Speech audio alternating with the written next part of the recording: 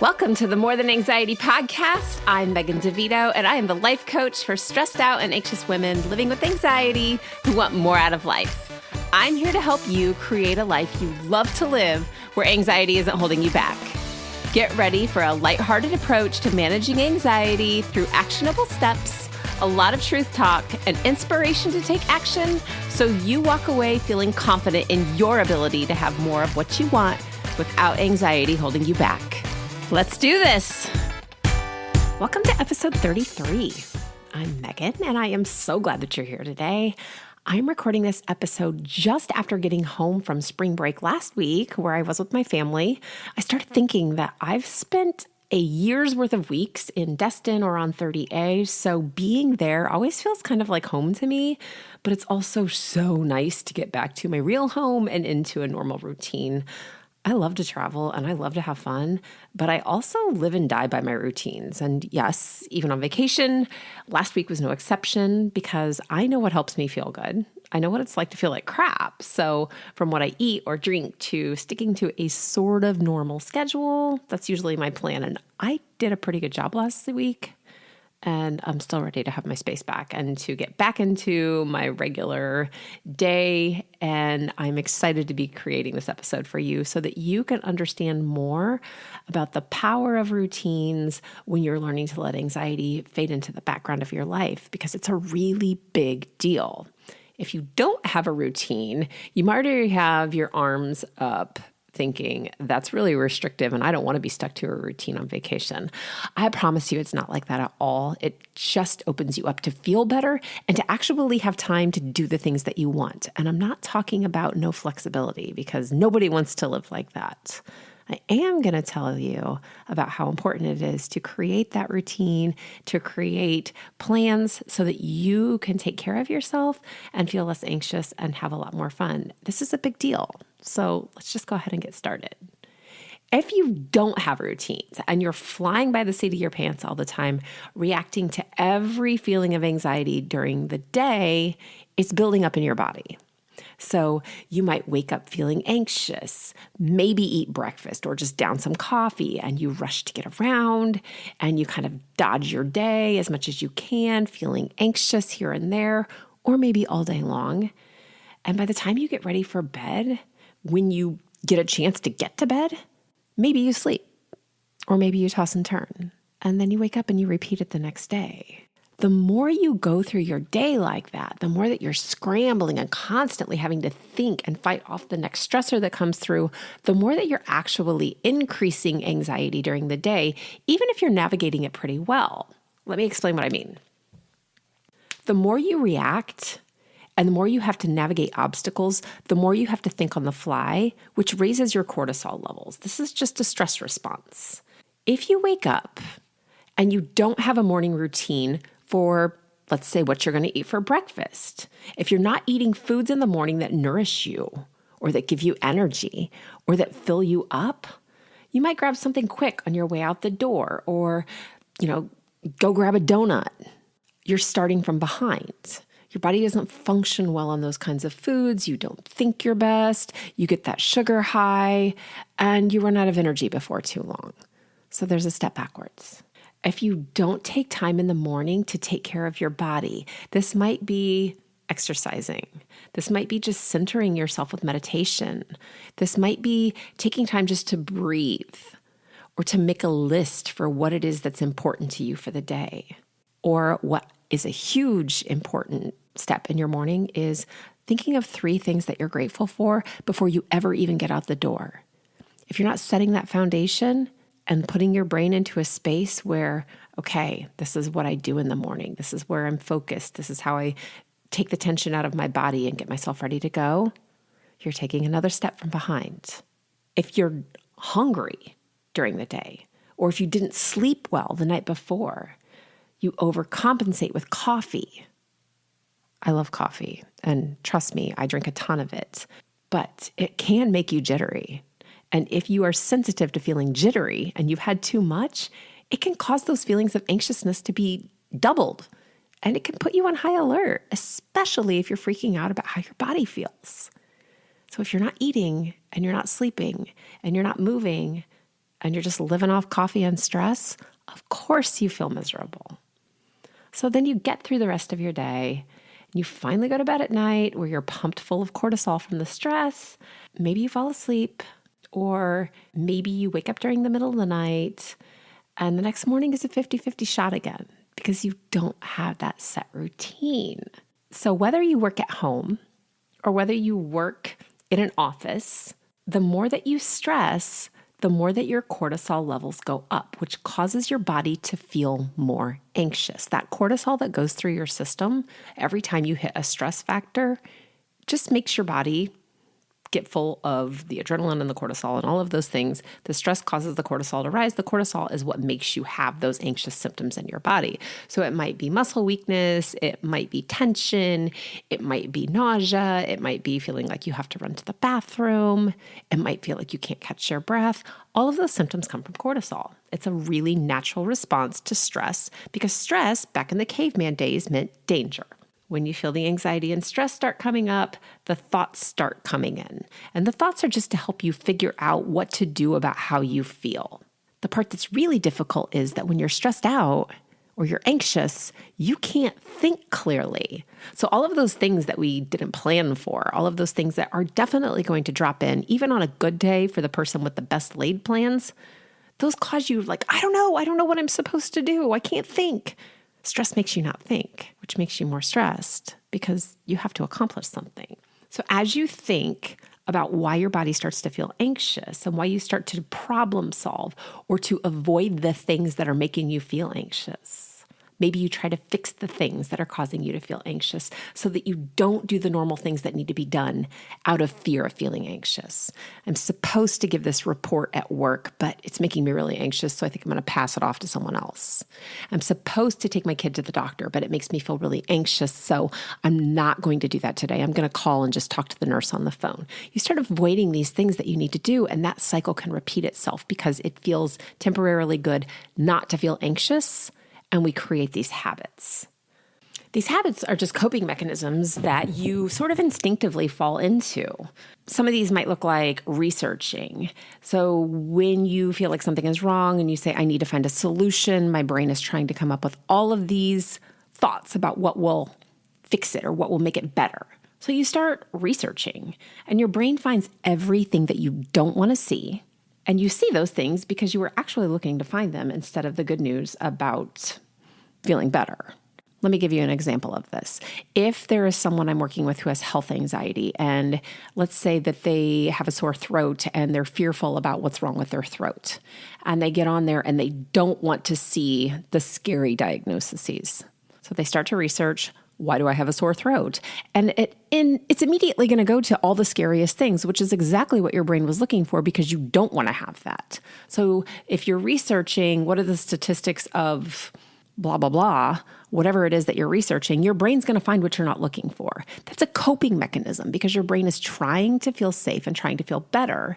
But when your body feels anxious and stressed out and you're trying to solve for that problem without being able to think clearly, research might seem like a good idea and it will give you a quick reprieve, but it's also going to make it worse. That's one coping mechanism. Another could be that you just hyper-focus on the thoughts because they're really loud and they feel real. The anxiety is really overwhelming and there's noise and lights and your body's involved. So you just hyper-focus on the thoughts and you start believing those thoughts and you get more stressed out because you don't have a plan how to back out of them. You don't have a routine. You don't have a process. You might avoid what makes you feel anxious, like I just talked about a minute ago. You don't go to the doctor's office. You don't give the presentation. There's a part of you that knows that you're safe, but because there's so much other stuff going on in your day and it's difficult to get back to what it is that you need to do, it's an easy out. Or you might just throw spaghetti against the wall and hope that you have a good day. You might get something accomplished. You might get sleep at night. And maybe you have a day that really runs really well for you. And that's great. But is it going to be the same the next day? If you can create that predictability by having a routine, you're setting yourself up for more good days than bad days. And that is a big deal, especially when you feel anxious and stressed out and you are looking for ways to have more good days with less stress. None of this has to be a problem. Your brain knows the paths and it knows the routines, and they've served you really, really well up until this point. You are still alive. You're still going to work. You're still taking care of your family. You're still taking care of your dogs. You're still hanging out with your friends, hopefully, even though it just feels awful and like something is really wrong. You have to remember that nothing is actually wrong. You're just in familiar territory. Your brain is doing what it's best. It is creating habits. Are you following me here? Your brain loves habits. Your brain actually loves routines. And until you choose the routine, until you create the routine, you're going to fall back into the routines that you've used for so long because they've worked for you in a really bad kind of way. Instead, we're going to create purposeful routines and useful habits that will lower your anxiety and help you get a lot more stuff done and have more time to do everything you want to do. Because your brain runs on a loop that it learned when you were very young, and that loop grows as you learn new ways to live. We just need to adjust the loop. The things you've done so far have kept you alive, and they've kept you anxious and stressed out. I'm going to help you replace your old habits with new routines that can help you get the predictability that your brain loves and help you deal with anxiety when you feel it. And remember, everyone does. It's very normal. I'm going to help you keep your body calm so that your brain can calm down too, and those routines can become habits. We're going to create replacement habits, not breaking habits. Habits are super easy to come by because of the way your brain is structured. This is why it's so easy to pick up bad habits. Bad habits have that quick fix, that temporary thing. It's sort of like it's easy to start smoking and it's hard to quit. Quitting smoking, if we said, okay, let's go cold turkey, we're not going to do that. A lot of people would fail with that. But to make it slightly easier for your brain is we create a replacement habit. And a replacement habit just gives your brain something else to do. Maybe you quit smoking and every time you want to smoke a cigarette, you eat a mint instead. Or you get up and you do 10 jumping jacks. I'm not sure if that would be the best replacement habit, but it's a possibility. It could be. Instead of smoking the cigarette, I'm going to go out and I'm going to walk around the block. Or I'm going to chew a piece of gum. Or I'm going to snap this rubber band on my wrist. Replacement habits just give you something else to do other than the compulsive thing that your brain wants to do.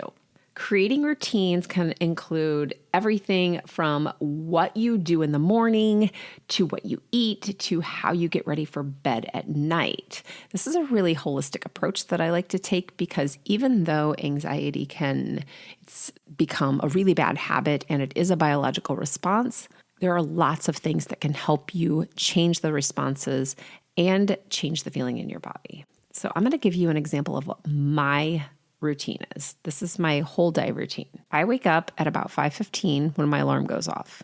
I don't like necessarily getting up at 5:15, but I've started to realize that I do like to get up at 5:15. It's quiet and I feel better once I'm up and moving during the day when I get up at that time.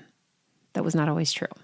Once I'm up at 5:15, the first thing I do is put on my workout clothes because if I don't, I will put it off and then I will regret it later on during the day. So I get up and I stumble my way into the bathroom and I put on a sports bra, which is the least comfortable thing to do in the morning. And I do it because once I'm up, once that's happened, it's game on. That doesn't mean I still want to work out though, because that's something that I have to force myself to do. But I do. I walk downstairs and I work out. I work out for about a half hour or 45 minutes. I come back up and I take a shower. And then I make my daughter's lunch and I pack her just about the same thing every day because she wants about the same thing every day. I finally get my 2 high school kids out the door. They go to school and I come down here into my office room where I'm talking right now and I meditate for 15 minutes. And I have to use guided meditation because my brain wanders. But I sit down and I practice meditating for 15 minutes. And then I coach myself every day. I coach myself. And then I start working. And sometimes that looks like creating a podcast. And sometimes that is coaching clients. And sometimes that is connecting with people. And I work for a while. And some point during the day, I get dinner around and I figure out what I'm going to make for dinner. And I get through the rest of my day. Sometimes my daughter has practice. And I'm usually in bed by 10 o'clock at night.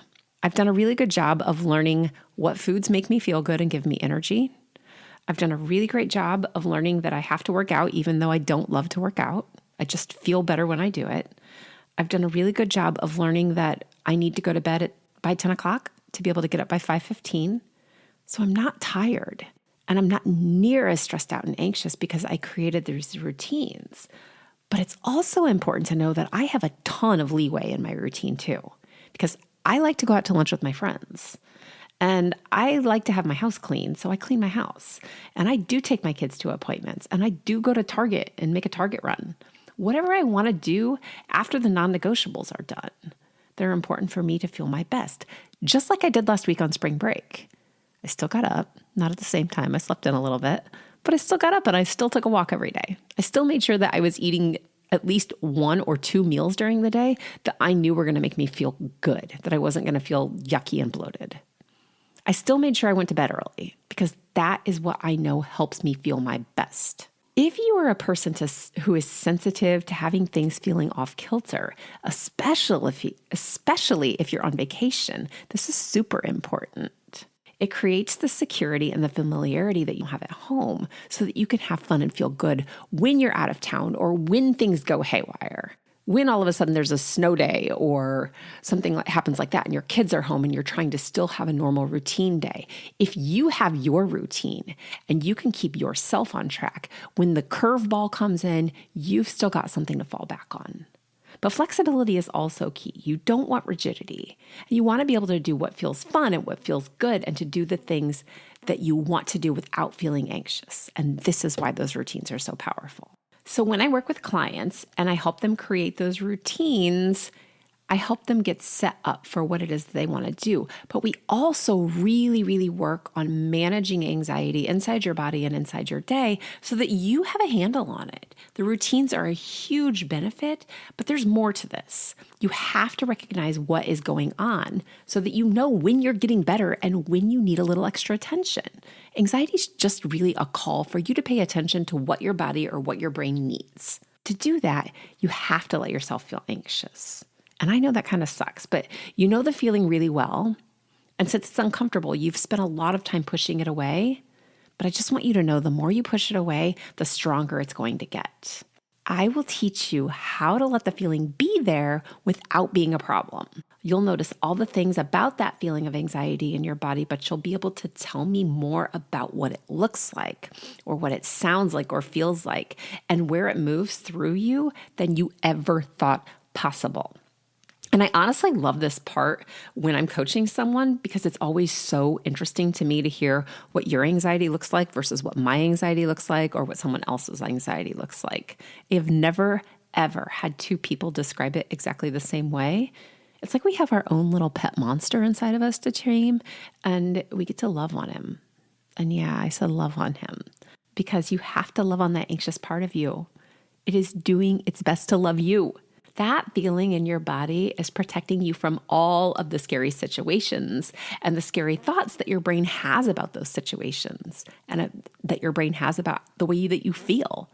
It's keeping you on guard and all juiced up on hormones and in go mode because it is full of nothing but love for you and for your family and for your life. It's keeping you safe, so you have to listen to it. It's trying to help you. And when I say that, I don't mean listen to the anxious thoughts. Those thoughts are loud. Anxiety is super loud. But the love and the truth about what you actually fear and what you need is a whisper. And that whisper comes from a feeling inside your body, not from your brain. Coaching helps you find what you're really thinking about how you feel so that you can learn the truth. And when you know the truth, you can stop doing all of the checking and the researching and the over-responding. All those old habits and old routines that you've learned for so long that make you feel like you're in control are actually making you more anxious. You can just let go of those things. You can choose to do nothing except feel it and decide to refocus on the truth and also fall back into the new habits that you're creating so that you don't reinforce the anxious ones that you might be following now.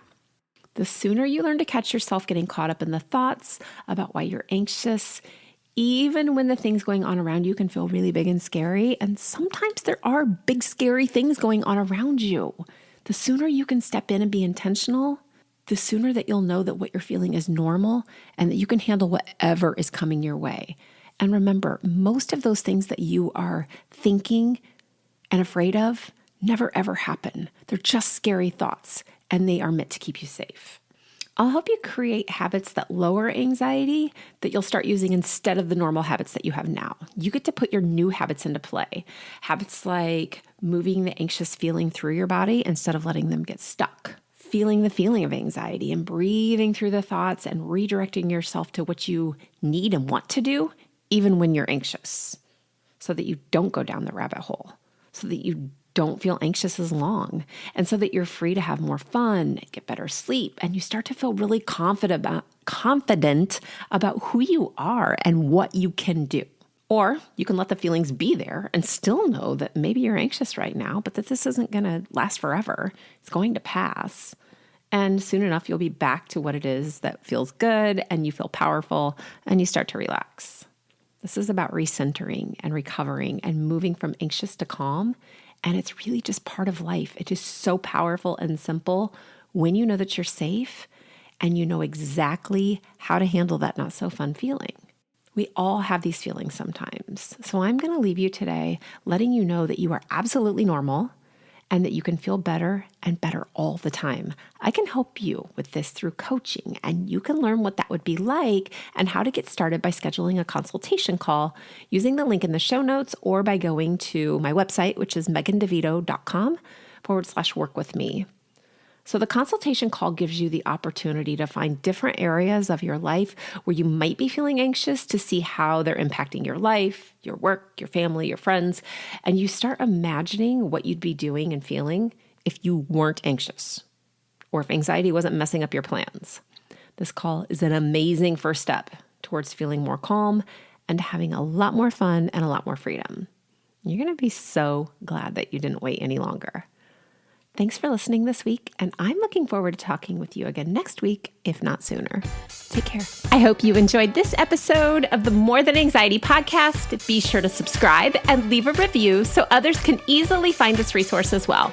And of course, when you're ready to explore coaching with me, jump to the show notes, click the link, and schedule time for us to talk. See you soon.